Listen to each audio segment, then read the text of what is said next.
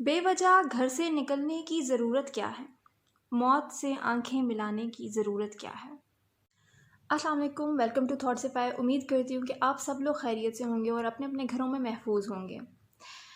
عید کے بعد سے ہم سن رہے ہیں کہ کووڈ-19 جو بیماری وبا پھیلی ہوئی ہے اس کی کیسز بڑھتے جا رہے ہیں۔ دوستی تو ہماری اتنی زیادہ ماشاءاللہ سے عظیم ہے کہ ہم ان سے پیچھے کیسے رہ سکتے تھے۔ انہوں نے اتنی تعداد کی تو ہم نے بھی اتنی تعداد کرنی۔ جب شروع میں چند 100 لوگ تھے جن کو یہ بیماری تھی یا وبا تھی، تو تب ہم لوگ ڈر کے گھروں میں بیٹھے ہوئے تھے۔ تب ہمیں یہ بھی فکر تھی کہ ہم نے ضرورت کا سامان یوز کرنا ہے، ضرورت کا سامان لا کے گھر میں رکھنا ہے۔ جب اب اتنے زیادہ پیشنٹس کے بارے میں سن رہے ہیں اور ہمیں کوئی کنسرن نہیں ہے اس بات سے کہ کیا ہو رہا ہے، کہ اللہ کی آزمائش ہمیشہ ڈفرینٹ فارمز میں آتی ہے انسانوں پہ۔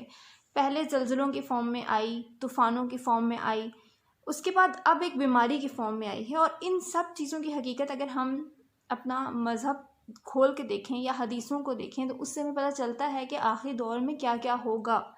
تو ہمیں اس بات کو سمجھنے کی بڑی شدید ضرورت ہے کہ یہ ایک آزمائش تو ہے، چاہے وہ کسی کی سازش کی فارم میں ہو، چاہے وہ جس بھی فارم میں ہو، لیکن ایک حقیقت تو ہے اس کے پیچھے۔ دیکھ لیتے ہیں کہ کووڈ-19 کیا ہے۔ یہ ایک ریسپائریٹری ڈیزیز ہے اور آپ کو اس میں سانس لینے میں پرابلم ہوتی ہے بیسیکلی، ٹھیک ہے۔ جو زیادہ سویئر کنڈیشنز ہیں وہ یہی ہے کہ آپ کو اس میں سانس نہیں آتا اور آپ کو مصنوعی سانس لینا پڑتا ہے، ٹھیک ہے، اور اس کے لیے آپ کو ہاسپٹل سے ہی جانا پڑتا ہے۔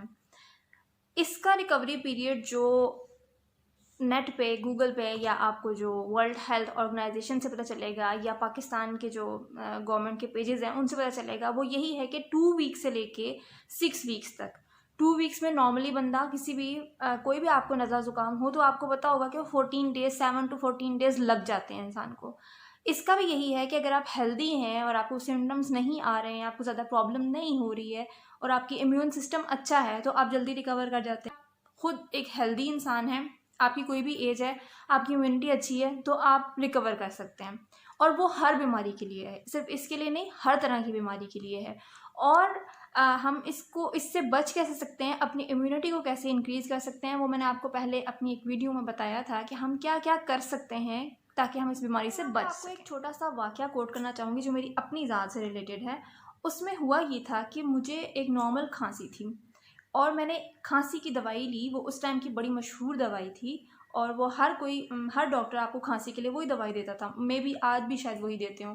تو اس ٹائم مجھے اس دوائی سے شدید قسم کا ریئیکشن ہو گیا اور میرا سانس آنا بند ہو گیا، مجھے سانس نہیں آتا تھا۔ تو ڈاکٹرز نے اس ٹائم پہ یہی کہا کہ یہ بچوں کا دمہ ہے اور یہ اب رہے گا اسی طرح، تو آپ نے پمپ یوز کرنا ہے، اتنے سال لگیں گے، پمپ یوز کرتے رہیں، نیبولائز کرتے رہیں۔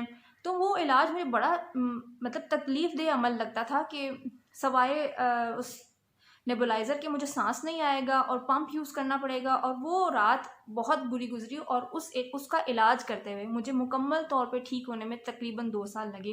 اور میں نے اس کے بعد سے میں اتنا ڈر گئی کہ میں نے اس کے بعد سے کبھی یوز ہی نہیں کی، ایلوپیتھک کی یوز ہی نہیں کی۔ ہمارے گھر میں ہے ہومیوپیتھک یوز ہوتا ہے یا پھر حکمت کی دوائی یوز کی اور میں مکمل طور پہ ٹھیک ہو گئی۔ جو احتیاطیں بتائی کہ میں نے وہ احتیاط کی، ٹھنڈا ایوائڈ کیا، کھٹا ایوائڈ کیا، بہت کچھ جو احتیاط جو بھی انہوں نے مجھے بتایا میں نے وہ کیا۔ ہر طرح کا علاج کر کے میں ٹھیک ہو گئی اور الحمدللہ میں اب ٹھیک ہوں۔ مجھے کبھی دوبارہ ویسا دورہ نہیں پڑا، کبھی مجھے استھما کا پرابلم نہیں ہوا، کبھی میں نے پمپ یوز نہیں کیا۔ تو میں آپ سے یہ کہوں گی کہ بیماری کو بیماری سمجھیں، ٹھیک ہے۔ اگر ہو جاتی ہے چاہے وہ اتنی مہلک نہ ہو، لیکن آپ ایک تکلیف کے عمل سے گزرتے ہیں، آپ کو 1 مہینے تک بخار رہے تو آپ کی کیا حالت ہو جاتی ہے، آپ کو ویکنس ہو سکتی ہے۔ یہ بھی ایک نمونیا کی شکل ہے، آپ کو ریسپائریٹری ٹریک میں پرابلم ہو جاتی ہے، آپ سانس نہیں لے سکتے ہیں اور آپ کو ایک مصنوعی سانس لگایا جاتا ہے۔ اگر آپ ایلوپیتھک یوز کرنے والے ہیں، ہاسپٹل جانے والے ہیں، تو ڈیفینیٹلی آپ کو علاج کے لیے تو وہیں جانا پڑے گا اور وہاں پہ آپ کے علاج کے لیے نہ کمرے ہیں، نہ وینٹیلیٹرز اویلیبل ہیں۔ تو آپ کیا کریں گے؟ آپ ایک ایسے ملک سے بلانگ کرتے ہیں جہاں پہ وسائل کی بہت شدید کمی ہے۔ یا ایک اور بات میں یہ کہوں گی کہ ایک نارمل انسان کو یہ پتہ ہی نہیں ہوتا کہ وہ ڈاکٹر کے پاس گیا ہے تو ڈاکٹر کی جو پرسکرپشن ہے وہ ٹھیک ہے کہ نہیں ہے، کیونکہ ہمیں نہیں پتہ، ہم سائنس نہیں جانتے ہیں۔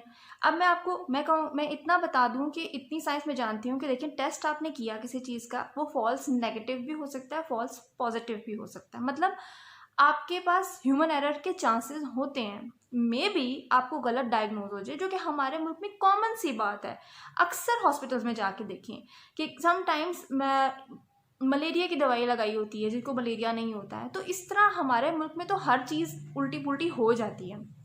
تو آپ یہ کیسے سمجھ سکتے ہیں کہ جی اچانک سے آپ ایک بیماری سے کوپ کر لیں گے؟ کہنے کا مقصد صرف اتنا سا ہے کہ جب تک یہ چیز چل رہی ہے، چاہے وہ کوئی ایجنڈا ہے، چاہے وہ کوئی سازش ہے، چاہے کچھ بھی ہے، آپ نے خود ہی بچنا ہے، آپ خود ہی بچیں گے۔ آپ ٹریولنگ کم کریں، بلا ضرورت یہاں سے وہاں ٹریول نہ کریں کہ کسی کو یہ چیز ہو اور آپ کو لگ جائے، اور آپ سے پھر آپ کی فیملی کو لگ جائے، آپ کی فیملی سے پھر 4 اور لوگوں کو لگ جائے، تو کیا ضرورت ہے ہمیں بغیر ضرورت کے گھر سے باہر نکلنے کی؟ اور اگر آپ جا رہے ہیں، آپ کو ضرورت ہے، آپ نے باہر جانا ہی جانا ہے، تو پھر آپ فالو کریں وہ رولز جو آپ کو بتائے جا رہے ہیں۔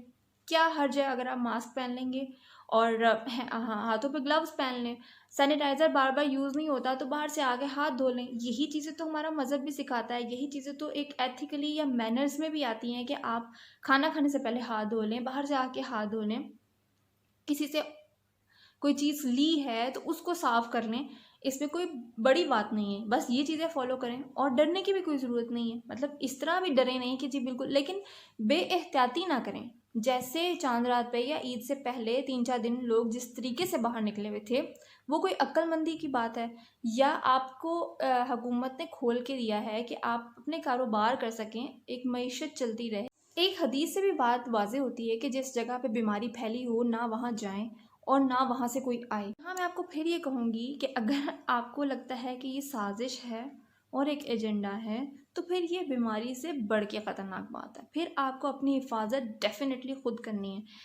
دیکھیں، اگر آپ کے ملک میں خدا نہ خواستہ جنگ چھڑ جاتی ہے، تو بھی تو آپ اپنے گھروں میں بند ہو جاتے ہیں، تو بھی تو آپ کو جو ٹائمنگز دیے جائیں گے آپ اسی کے مطابق باہر نکلیں گے، آپ اس کے علاوہ باہر نہیں نکلیں گے۔ لگتا ہے کہ اللہ تعالیٰ نے ہمیں موقع دیا ہے کہ ہم اپنی حرکتوں کو ٹھیک کر لیں اور اپنی جو عادتیں ہیں ان کو اچھی عادتوں پہ کنورٹ کر لیں۔ آپ کو اور کچھ نہیں کہا جا رہا، آپ کو صرف یہی کہہ رہے ہیں کہ بغیر ضرورت گھر سے باہر نہ جائیں، آپ اچھی غذا کھائیں، سادی غذا کھائیں، اچھی کھائیں، اور نیند پوری کریں۔ راتوں کو باہر نہ نکلیں، خام خواہ باہر نہ جائیں، غیر ضروری کام کے لیے آپ باہر نہ جائیں، خام خواہ کے لیے جو ہے وہ مالز میں نہ پھریں۔ مجھے نہیں سمجھ آتی کہ اس میں ایسی کون سی بری بات ہے جو آپ کو سمجھ نہیں آ رہی ہے۔ اور اپنی فیملی والوں کا بہت بہت بہت خیال رکھیں، اور خوش رہیں، ریلیکس رہیں، اور دعاؤں میں مجھے یاد رکھیے گا۔